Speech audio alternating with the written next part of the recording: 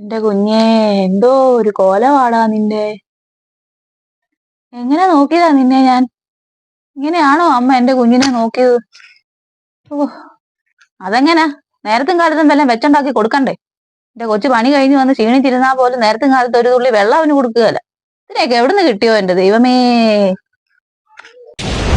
ഓ, എന്താ അമ്മയുടെ പ്രശ്നം?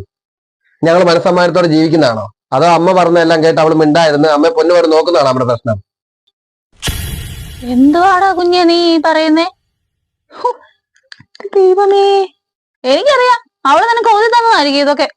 അല്ലാതെ എന്റെ കുഞ്ഞ് എന്നോട് ഇങ്ങനൊന്നും പറയത്തൊന്നുമില്ല. ഓ, എനിക്കിത് കിട്ടണോ എന്റെ ദൈവമേ?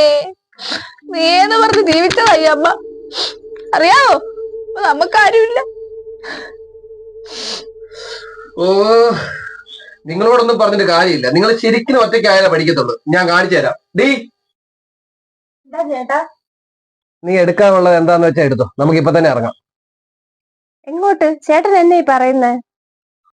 ഓ, അമ്മയ്ക്ക് നമ്മൾ ഒരുമിച്ച് ജീവിക്കുന്ന ഇഷ്ടപ്പെടുന്നില്ല.